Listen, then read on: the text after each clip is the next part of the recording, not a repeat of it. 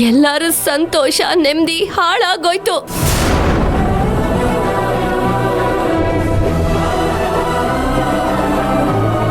ಜ್ಯೋತಿ ನನ್ನನ್ನ ಕಿಡ್ನಾಪ್ ಮಾಡಿದ್ಲು ಅಂತ ಮೊದ್ಲು ನನಗೂ ಅವಳ ಮೇಲೆ ಕೋಪ ಇತ್ತು. ಆದ್ರೂ ನಾನು ಸುಮ್ಮನೆ ಆದೆ.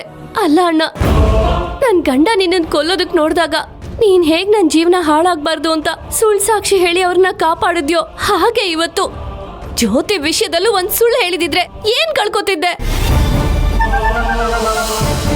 ಸತ್ಯ ಹೇಳಿ ಒಬ್ರು ಮನ್ಸಿಗೆ ನೋವು ಕೊಡೋದಕ್ಕಿಂತ ಸುಳ್ಳು ಹೇಳಿ ಸಂತೋಷ ಪಡಿಸೋದು ಎಷ್ಟೋ ಮೇಲು. ಈಗ ನಿನ್ ಜೀವನ ನನ್ನಿಂದ ನಾಶ ಆಗ್ತಿದ್ರೆ ನಾನು ಹೇಗಣ್ಣ ನೋಡ್ಕೊಂಡು ನೆಮ್ಮದಿಯಾಗಿರಕ್ಕಾಗುತ್ತೆ? ಅದಕ್ಕೆ ನಿನ್ ಜೀವನನೂ ಚೆನ್ನಾಗಿರ್ಬೇಕು ಅಂತ ನಾನು ಒಂದ್ ಸುಳ್ಳು ಹೇಳ್ದೆ. ಒಂದ್ ಸತ್ಯ ಏನ್ ಗೊತ್ತಾ, ನಿಜವಾಗ್ಲೂ ಜ್ಯೋತಿಗ್ ನನ್ನ ಕೊಲ್ಬೇಕು ಅನ್ನೋ ಉದ್ದೇಶ ಇರ್ಲಿಲ್ಲ. ಏನೋ ಸೋತಿರೋ ನೋವನ್ನ ತಡ್ಕೊಳಕ್ಕಾಗ್ದೆ ಮತ್ತೆ ಹೇಗಾದ್ರೂ ಗೆಲ್ಬೇಕು ಅನ್ನೋ ಆಸೆಗೆ ಸ್ವಲ್ಪ ದಿನ ನನ್ನ ಬಚ್ಚಿಡ್ಬೇಕು ಅಂತ ಹಾಗೆ ಮಾಡಿದ್ಲು. ಒಂಥರದಲ್ಲಿ ಜ್ಯೋತಿ ಹೀಗೆಲ್ಲ ಮಾಡೋಕೆ ನಾವೇ ಕಾರಣ ಅಣ್ಣ.